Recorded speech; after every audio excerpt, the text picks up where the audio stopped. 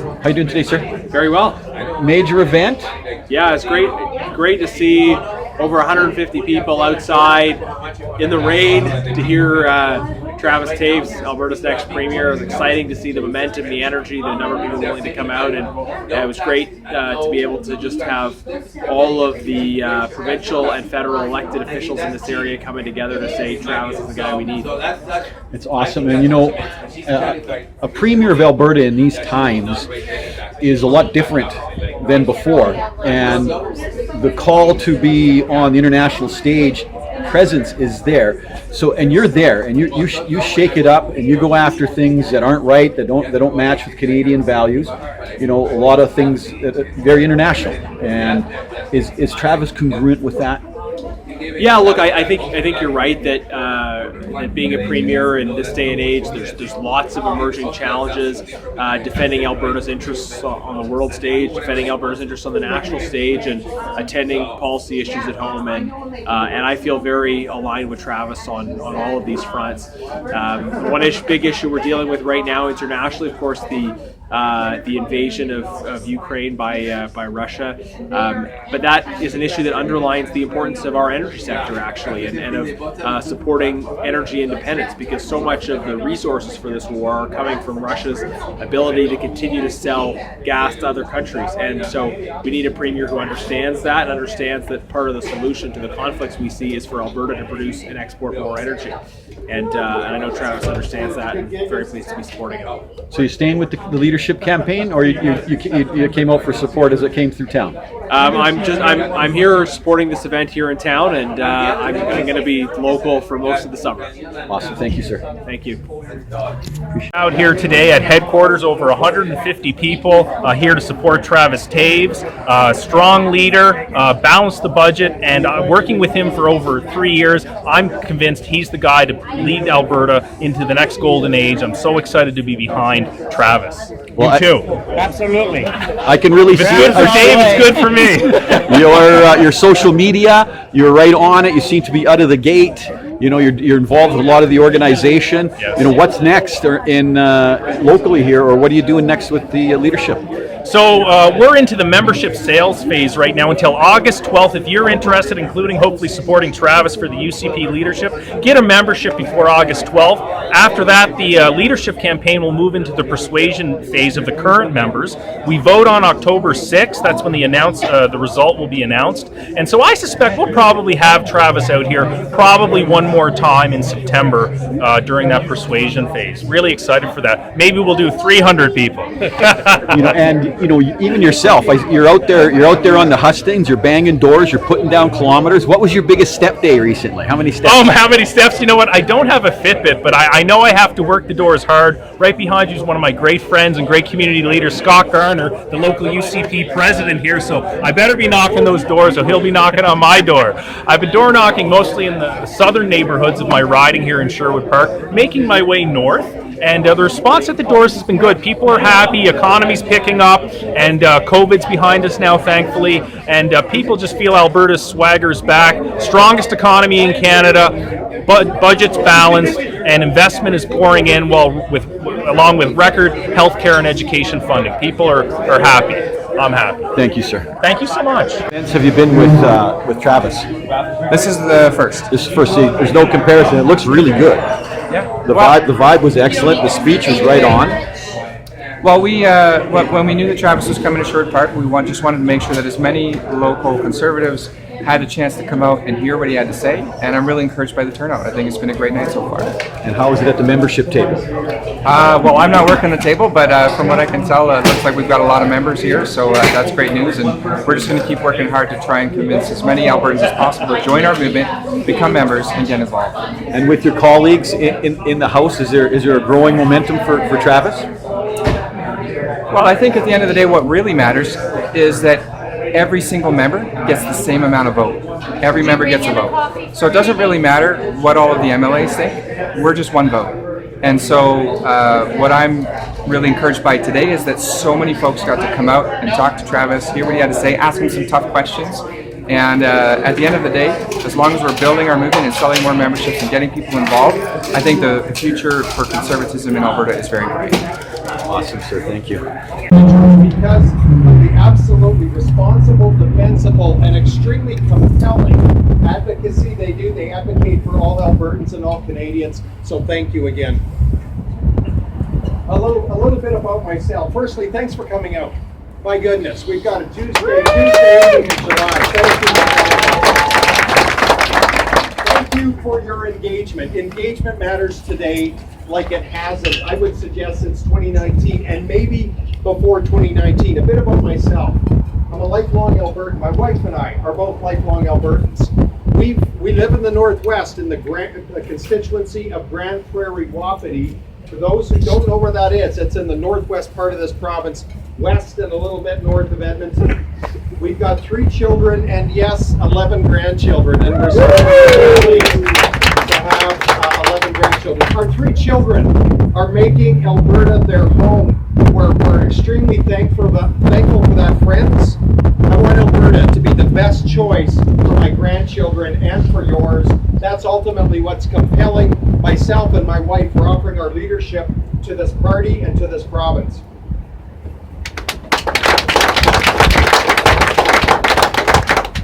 You know, I look around me and I see Mr. James Cumming. I know MP Genuis and others here that have gone before me politically. Many in this room, or on this patio, I should say. I still pucker up when I hear the word patio, I have to say. Many on this patio, I know, have been actively involved in politics for years, and for that I thank you, because that's not always been my story. Look, I was a typical conservative-minded Albertan. A CPA by profession, was in public accounting practice for over a dozen years before moving off to pursue our own business interests, growing and managed a family cattle ranching operation and an oilfield environmental business, among some other things. But I've been a lifelong conservative-minded Albertan whose best day was the day I didn't notice government. I simply didn't want to see government in my business, nor certainly in between me and my family. And so I just simply wasn't involved in politics. I voted PC in Wild Rose. I think I voted in a leadership race or two, but never had been actively engaged until 2015, 2016. When this province took a sharp left turn, I sat up and took note, like thousands of Albertans. All of a sudden, I was concerned that the prosperity, the opportunity, the great freedoms that we enjoyed in this province may not be there for the next generation. So I got together with similar-minded conservatives in my region. We started talking about what seemed apparent to us to remedy the problem, and that is to get together as conservative-minded Albertans. Here's the good news. There was hundreds of groups like this formed all over the province, all doing the same thing. Those small groups turned into an absolute grass fire in this province politically. We had a grassroots movement that I've never seen in my lifetime that ultimately swept 2 conservative parties together to make the United Conservative Party. I have to say this. By mid-2018, after the parties merged, I kind of went home. Thankful that Jason Kenney had come to Alberta to lead in unity, but I thought perhaps my lifting was done. I could go back to the life that my wife and I thoroughly enjoyed. We were probably like a lot of you. We had done just well enough in business. We had some freedom. We could get out of the coldest part of the winter, and we loved pursuing our business interests. That was door A. Door A looked really good. But there was this other door, we'll call it door B, that I had no illusions would be an easy door, or quote unquote a great career choice if I looked at it individually and selfishly speaking. But it was a door that seemed to have a lot of meaning for our season. And my wife and I chose door B, and I ran for the nomination in our constituency, was successful, went on to win the election. We formed government. 11 days later, I was tapped to be the Minister of Finance, which was a surprise, I have to say. But looking back these last 3 years, I count it an incredible privilege to have served Albertans as their Minister of Finance through the last 3 years. Look,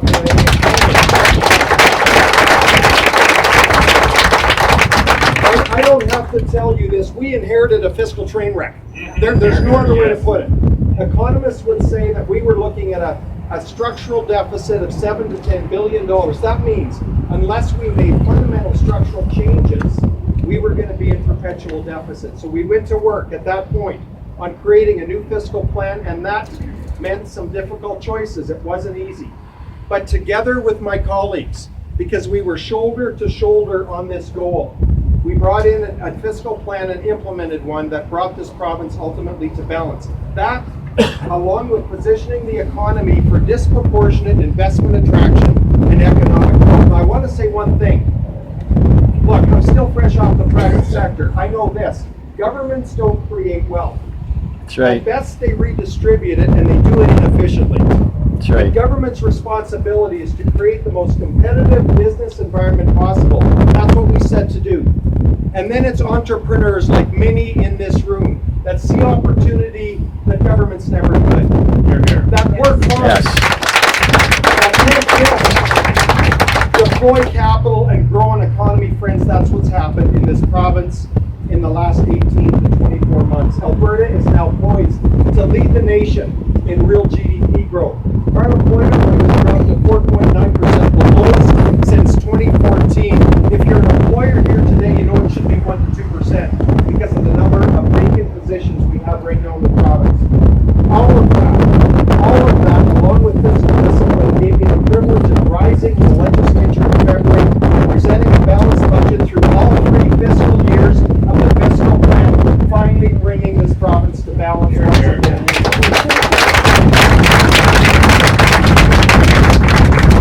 But you know what? We've made great progress fiscally and economically, and certainly in the areas of education and elsewhere. There's much more to do here, but we take the rest of the evening on that. But I want to acknowledge the last 2 years have been hard.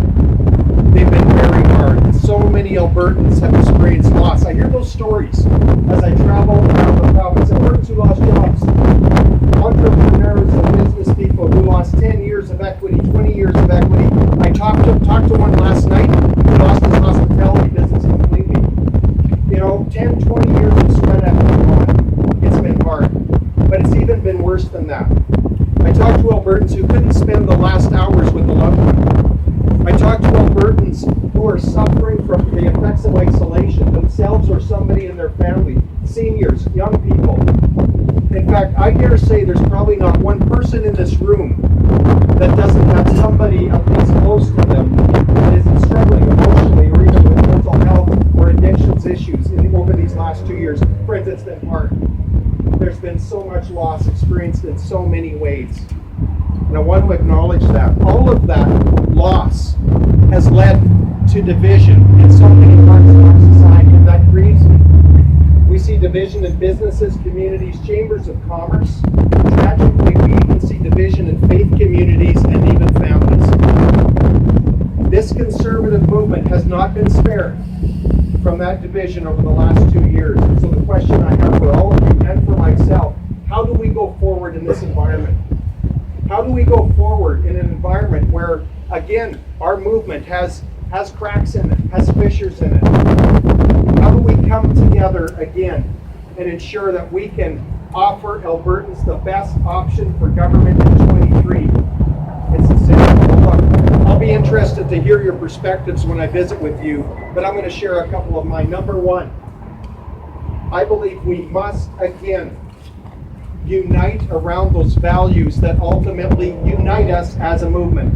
The values of fiscal responsibility, a commitment to market-based economics, a deep commitment to the principles of individual freedom and liberty and limited government. Friends, if we can again unite around those core conservative values and not focus on the issues that divide, and if we can move forward together, we will be Alberta's best choice next May, and we'll keep this province on a healthy trajectory for the next generation. But if we fail, we will hand this province over to the NDP. And friends, that's why my wife and I stepped up in 2019 so that didn't happen again. And I know you're with me on that. I've had the privilege of rolling out a number of platform pieces. I'm not going to go into them in detail. I'm happy to discuss them if you have questions. But a week ago Monday, I rolled out a policy piece on strengthening Alberta. That's about Alberta getting a better deal within this confederation. Mm-hmm. I have detailed plans on my approach to improve equalization, fiscal stabilization, or federal fiscal transfer programs. I have a plan to ultimately to bring forward the value proposition of an Alberta pension plan, which, friends, poses incredible value to the people of Alberta. It's awesome. I want to erode the federal tax power. No offense, Mr. Genuis.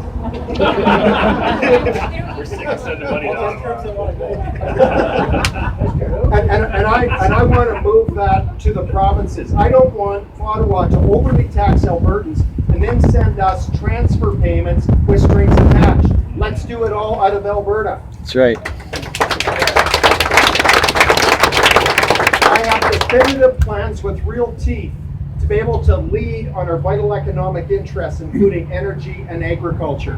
Nice. And I also believe in strengthening justice and security, reducing crime in this province. And I want to talk to you at some point about the merits of an Alberta police service.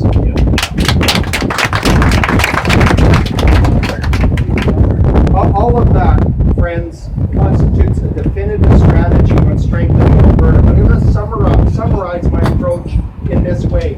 My approach is not the tired method that has resulted in overpromising and under-delivering.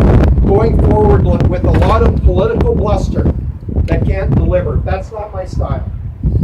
I believe we win if we work assertively and strategically. Strategically, both in methodology, tactic, and timing. Strategically, we will win.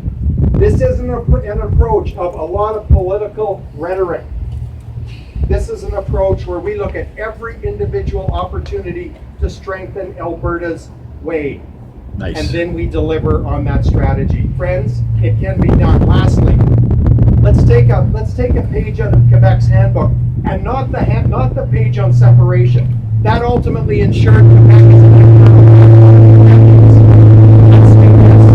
Let's ensure that when there is a federal government in office, such as the incredible Harper government that we had for 10 years, that included one of the best MPs in the province, an MP Genuis.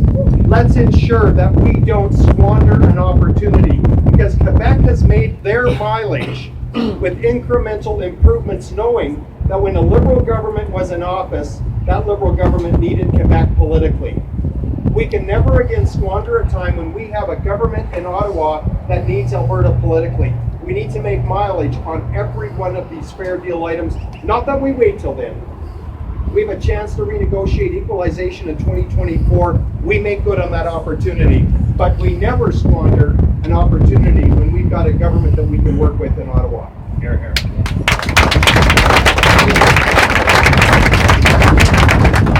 I've recently rolled out an affordability plan because, you know what? Life is hard for a lot of Albertans, a lot of Alberta families, a lot of Alberta seniors right now. And as a government, we need to do everything we can to ensure that life is most affordable. Look, and I'm not a finance minister that believes in taxing and redistributing wealth excessively. That's not my style. But when it comes to cutting taxes, I'm there every day of the week. Nice. That's why I was so pleased to bring the program in to suspend fuel taxes when energy prices go high. I asked my department to do this, develop the legislation, because if I'm successful in October, I commit to making that program permanent. Every time energy prices go up, our fuel tax comes off. And friends, that does not undermine our revenue stability, because our non-renewable resource revenues at those times more than offset what we collect in provincial fuel tax. I also have a plan, and we released it yesterday. I have a plan to eliminate the GDL for Alberta's young drivers. That's simply red tape and $150 that's not necessary. That's right. That's a good one. I'm also going to bring forward relief in electricity, because here's what's happened. Previous governments have made misguided decisions overbuilding our transmission system. Who pays for that? Not Alberta governments, but Alberta consumers. That's unacceptable. Right now, during a time of surplus, I believe there's opportunity to take some of that surplus, pay down the liability, which is effectively an overbuild of Alberta's electricity infrastructure system. and that will provide real relief on every Alberta consumer's bill, and I commit to doing that if I have the privilege of leading this province. I would also ensure that our natural gas price protection mechanism is also a permanent feature. Again, Albertans can benefit from an owned resource here in this province. And lastly, I commit to bringing in a personal exemption worth $2,000 per family for every child in that family, because the last 2 years have been hard on our young families. This will ensure additional cash and capital for those families so their kids can pursue sports again, so they can go into other extracurricular activities, or simply to ensure the basic necessities of life. I believe right now Alberta's young families need additional support. I'm going to conclude with this. I couldn't have said this a year ago or 18 months ago, but I can say this today. From the vantage point of the Minister of Finance, you know, I've seen this economy go up and down over the years. I'm a lifelong Albertan, remember that. And I've seen some incredibly opportune times in this economy. But I'm convinced of this. If we as a united Conservative Party stick together, pull together, present a party with a responsible leader that's demonstrated proven leadership, I believe that this is the party that Albertans will choose next May. And if they do, friends, Alberta's best days are ahead, full stop. Nice. Let's seize this opportunity. Let's seize this moment for Albertans today and Albertans of the future. We must not shrink back. Thank you for coming out tonight. It's been a pleasure being here.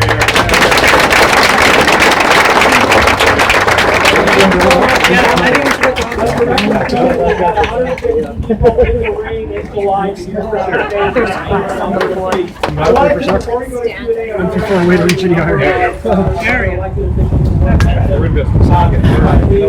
Your former minister, thank you so much for doing it for you.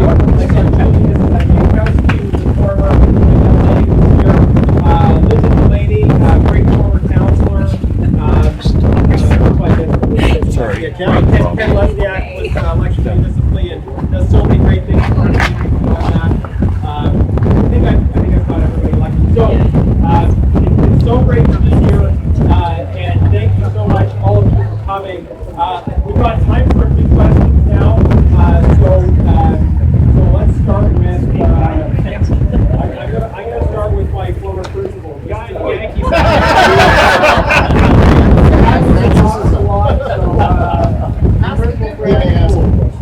Okay, Travis, here we go. I'm going to ask the elephant in the room. Here's the thing for me. Like, on paper, you're absolutely the guy. Like, you are outstanding. Okay? On paper, grandparents, Albertan. Everything you have done, I commend. Full stop, right?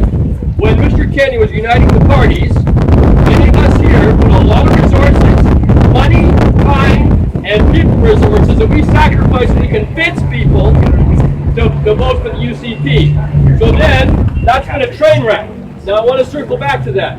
Friends of mine, here's the question. Mr. Toews was in the inner circle of Jason Kenney, right? And you know him well, and I'm not here to disparage him in any way, but the issue is, the friends that I talk to are fearful we're going to get Jason Kenney 2.0. Just a minute, let me finish. Yeah, I know. But here's the issue. Your qualifications, we can't argue. Your experience, we can't argue. You know what we're wondering about? Your leadership style. Are you going to be another Jason Kenney 2.0, shut in a room, telling people how it is? No.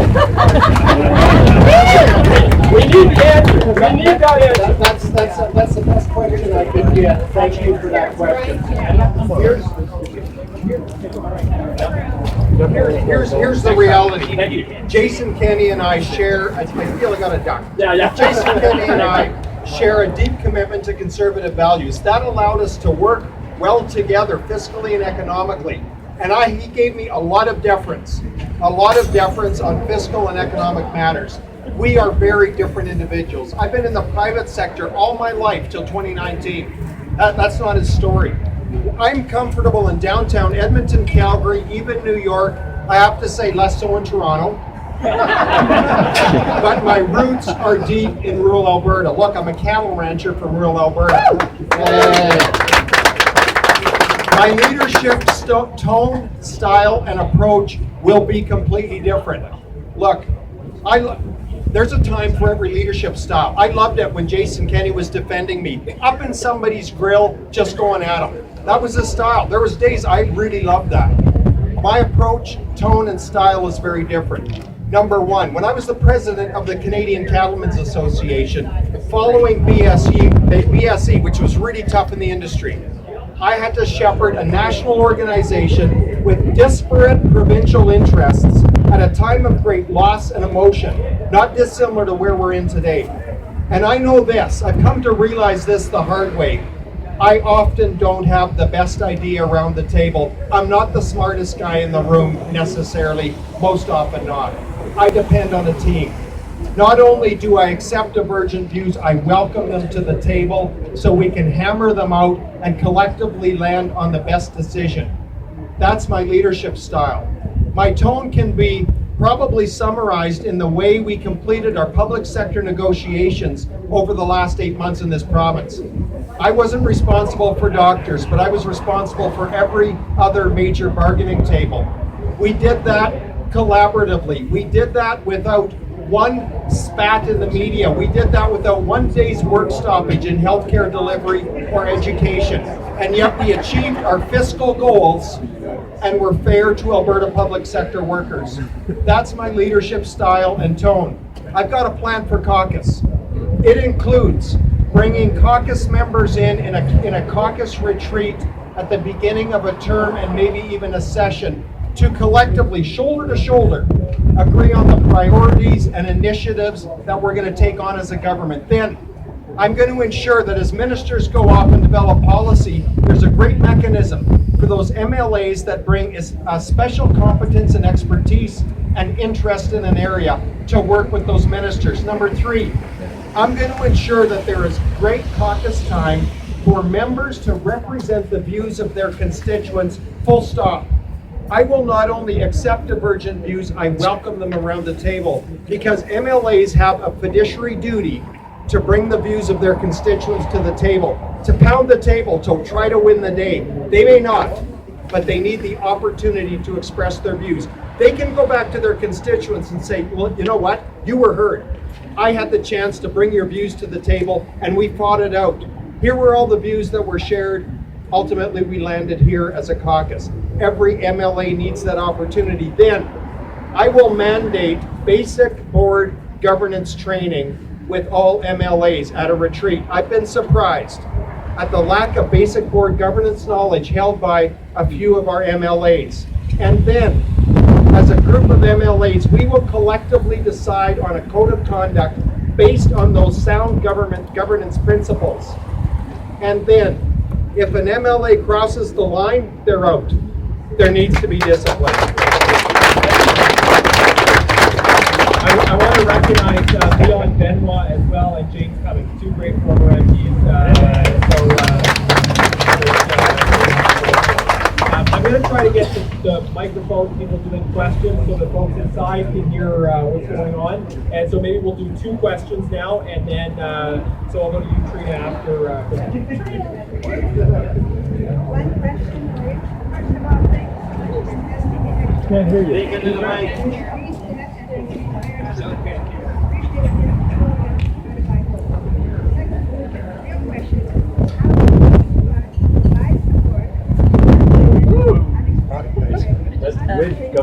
Shower. Couldn't hear the question. Can you repeat the question? We can't hear it.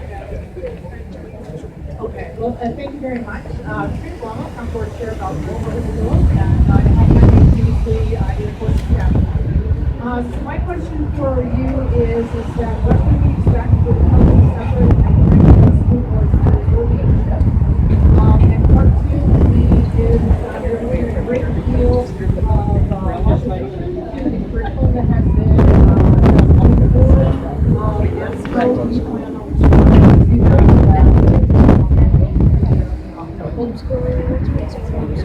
Great, thank you. that question. I'll answer the second one first, and then I'll go to the first one because that was a very good question as well.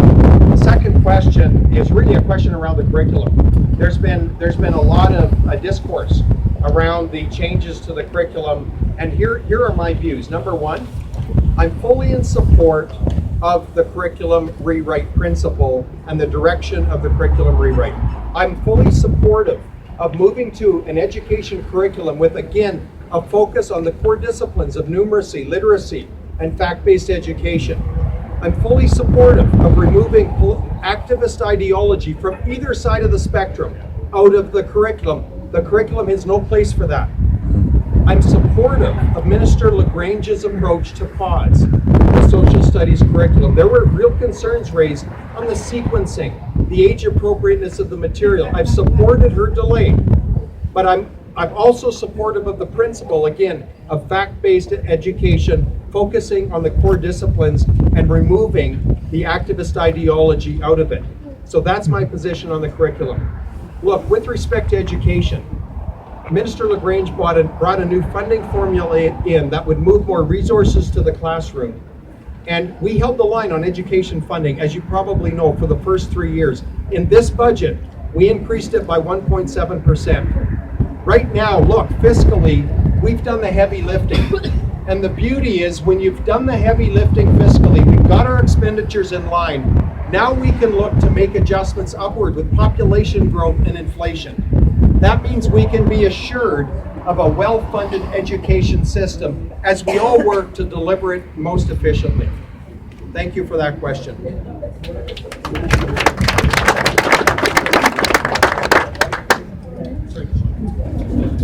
And the first question was asked about support for women experiencing unintended pregnancy and helping to support those. Yeah, and that's a great question, because to support women who end up with unexpectedly pregnant, that is an incredibly challenging and serious time. And as finance minister, under the direction of our premier, we increase funding to support mothers-to-be and unexpected mothers-to-be. As we've considered all that we can do, all that really matters on social policy, that's an area where I would look to increase funding and support because it's so worthy of additional support. Thank you so much. Let's get in a couple more questions, and then we want to have lots of time for mingling and one-on-one conversation, and get folks signed up for memberships if they don't have them to volunteer. So we got a couple of the questions right here. Yeah. So I think it's no secret that Alberta's hospital care system, EMS, is classified crisis now just getting less. I'm curious if you approach you like to fix that situation so that Alberta can move in a healthy way and actually provide care for hospitals.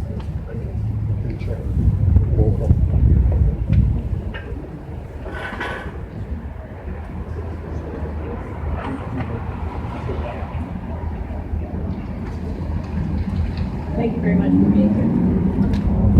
One of the things that I've noticed is that, yes, we've united the UCP, and we're not united right now. And it's very polarized. One of the things that I noticed is when we're trying to speak to someone, this is really something that we have to do. People aren't listening to understand. They're listening to find the response, and we can turn their biases. How does the plan Fun CBC. I'm here at Defund CBC.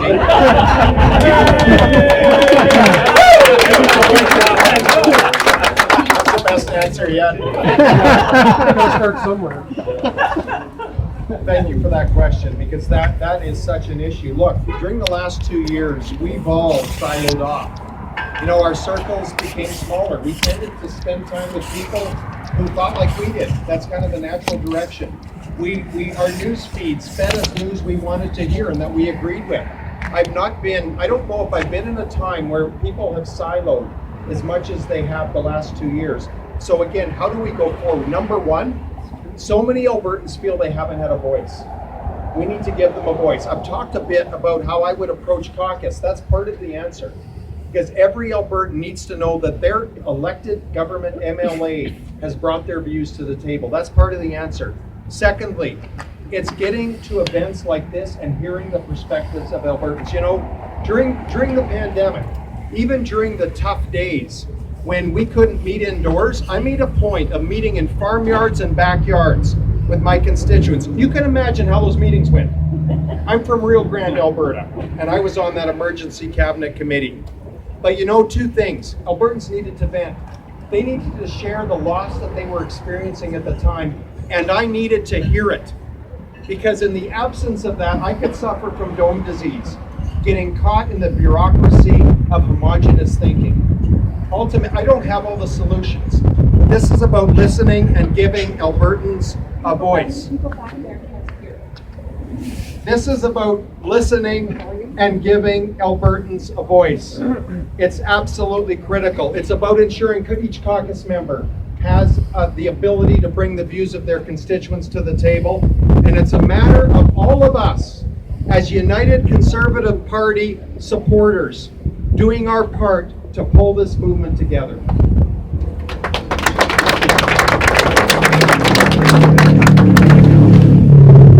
Now, sorry, I'm going to speak up as loud as I can here.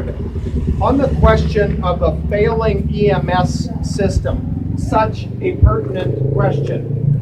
Right now in budget 2022, we allocated something like over $60 million to improve EMS service. And I know we have a committee taking a look at all the details so that we can better deliver, because the system is failing.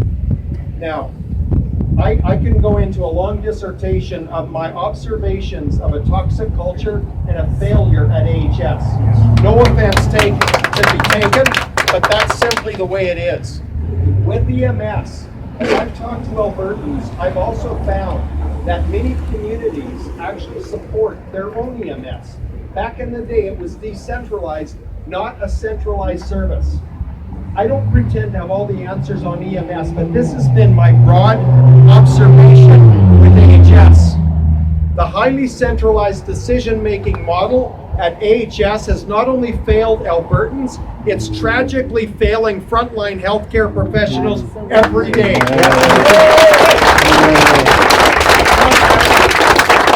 And it has to change. Okay, thank you so much, Travis. We are going to wrap up the formal Q&A portion. There's lots of time here. Travis here for at least another hour, so lots of time for folks to take pictures, to mingle. Just one little bit more, and I'm going to hand it over to wrap us up here. We've got space out here, we've got space inside the bar, we've also got space in the restaurant. So feel free to spread out, head into the restaurant, grab a table, there is room over there, sit down, come grab the food here and then go back, and we'll bring Travis around all throughout, the main part of the restaurant, the bar, as well as out here. So thanks everyone for coming on the patio for the speech, but feel free to spread out and grab a table, and we'll do our best to make sure Travis comes by where you are. Thanks again. And now please give a hand for Nate Glubish, Trade Minister for this area. Thank you everybody for being here today, and thanks for putting up with the sound. It's a little too quiet. I won't make that mistake again. Thank you, Travis, for being here and speaking so eloquently about your vision and your passion and your commitment to this province. So, you've heard a lot from Travis. You've had a chance to ask him some questions. If you like what you've heard, we can't get the job done without members, without money, and without volunteers. And so I know many of you are already members. And if you are not, or if you are not sure, we can help you with that at the back. Please go and talk to one of our volunteers. We can help make sure that your membership is active and that you will have a say in choosing who our next premier will be. If you like what you've heard and you want to see it happen, and you have the means, we ask that you consider making a monetary contribution to the campaign. And if you want to go even further, and you want to actually spend some of your time on this, please sign up, let us know. There are so many ways that you can get involved and have an impact on the outcome in this leadership race and an impact on the outcome of the next election. And as Travis said so eloquently, we cannot afford to have an NDP government in 2023. Travis, Jordan, myself, we are working day and night to make sure that that doesn't happen. We can't do it alone. We need you by our side, so we hope we can count on you to either be a member to be a donor or be a volunteer or some combination of all the above. Certainly we'd love the result. Thank you for your time. Stick around and visit. We'd love to hear from you. Have a great rest of the week.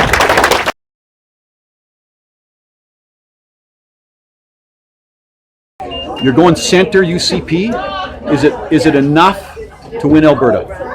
Yes, it is. Look, we've got a big tent party in the United Conservative Party. It's important we maintain a big tent party. Critically important that, again, we reunite around those values that are core conservative values of fiscal responsibility, commitment to a market-based economy, individual freedom and liberty, and limited government. That's critical. If we come together and unite again, elect a leader that can unite us, a leader that has proven responsible, stable leadership, we can win in 23. That's mission critical, not only for the party, more importantly, for the province. Thank you, sir.